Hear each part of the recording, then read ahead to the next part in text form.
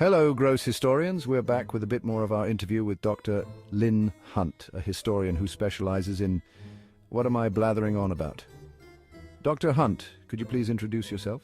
Before I retired, I was a professor of French and European history. My specialty was actually the French Revolution, especially the period of the 1790s before the rise of Napoleon Bonaparte. And I have published books on various aspects of the French Revolution, perhaps most notably a book about the origin of human rights and the contribution of the French Revolution to the notion of human rights, but on various other things about the structure of politics, the importance of symbols, the importance of language, the importance of women in the French Revolution. I've written about a variety of those kinds of things. Now, Dr. Hunt, our viewers are, well, gross, and most of all, they want to know everything relating to the guillotine. Could you tell us a little about the history of the guillotine and how it was introduced during the French Revolution?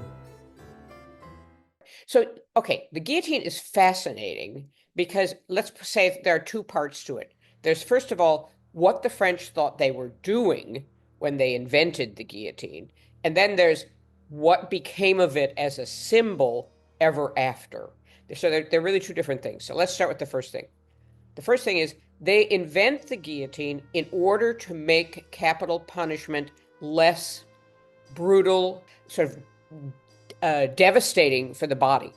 Because keep in mind, previously, if you were convicted of the highest possible crimes, not just murder, but let's say trying to assassinate the king, here's how you were executed.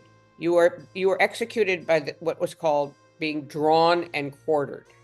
Your four limbs would be attached to horses, and you would basically have your limbs broken by the horses going in four different directions. And then your body would be cut into pieces and the remains of it being burnt.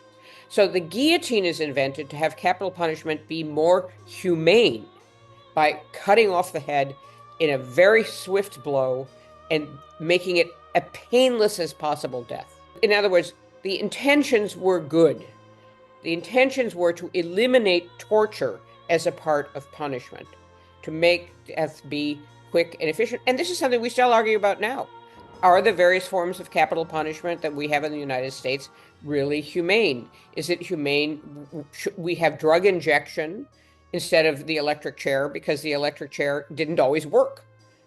So this is still an issue about what is the right way to do capital punishment if you are going to have capital punishment. Okay, so they wanted to do something that was, in a sense, a good thing relative to what had been done before. But then comes how this gets into the popular imagination even then, because the problem is it's a machine.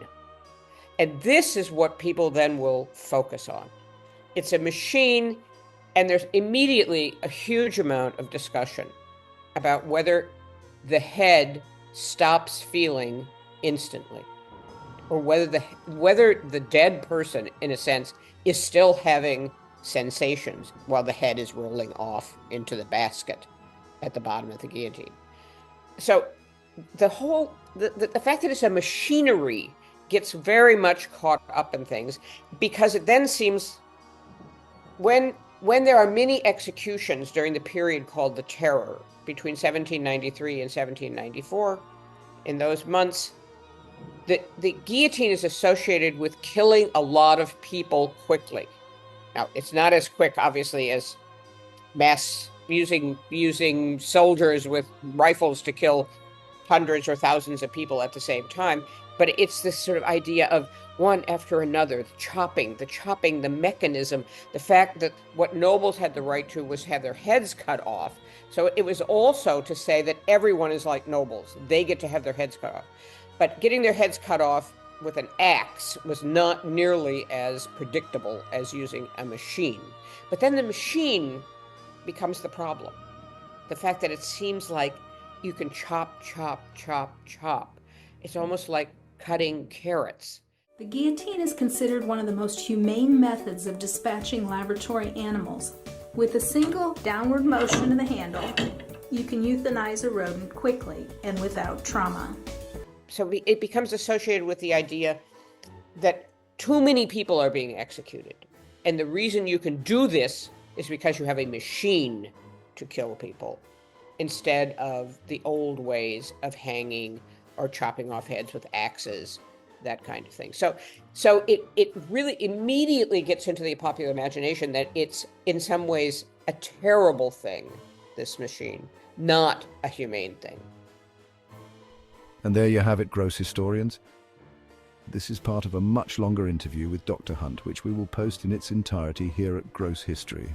As always, we welcome your comments, errata, and suggestions.